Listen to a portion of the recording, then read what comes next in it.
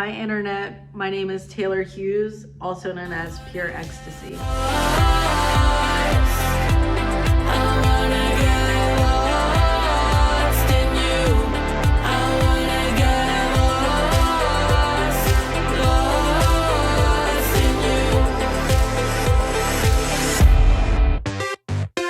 Let's jump into this thing. 2 truths and a lie. I met my wife on Instagram. I've been drumming for 17 years. I drive 18-wheelers for a living. Would you trust this guy with an 18-wheeler? Why did I get into music? Music has always just been something that's been around. Both of my parents very into music.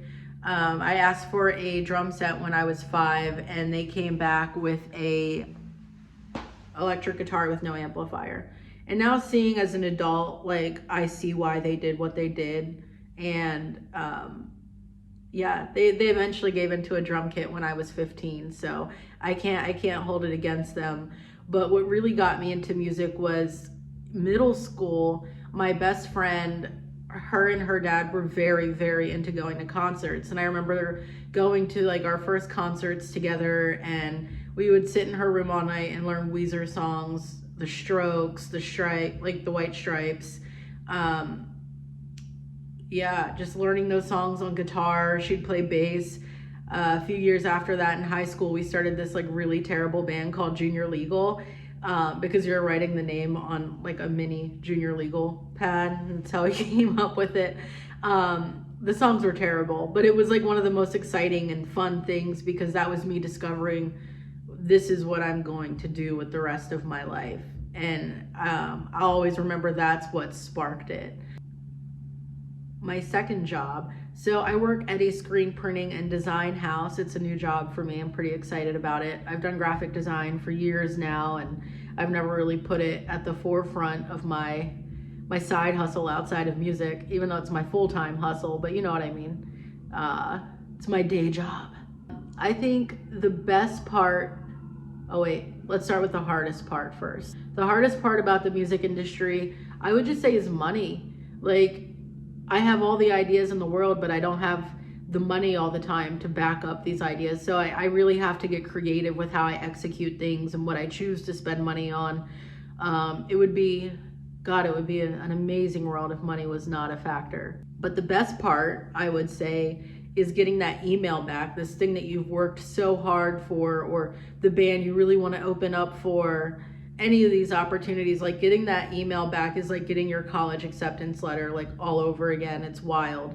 So I would say the struggle's always worth it. Like the payoff is always that next thing that, like, it's what you've been working for. It's what makes the stress worth it. So I would say that is the best part. My advice though is don't do music unless you absolutely have to. I don't remember who told me that quote. It was probably like 12 years ago.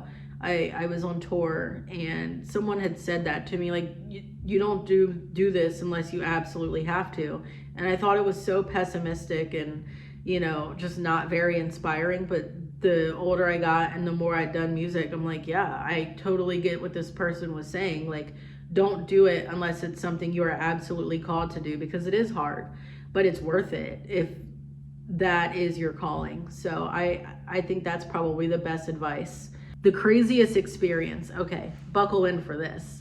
I was not prepared. So at Pride, which was my first Pure Ecstasy show, was at Pride in Kansas City.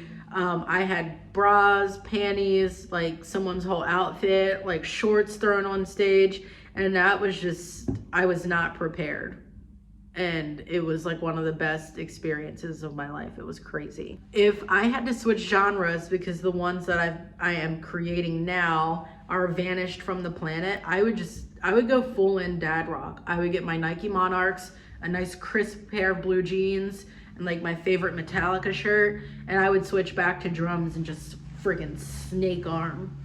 That would be fun. If anybody has a dad rock band, you need a drummer, hit me up. I'm available. The song that I've had on repeat, honestly, since it's come out, is my Kink is Karma by Chapel Roan.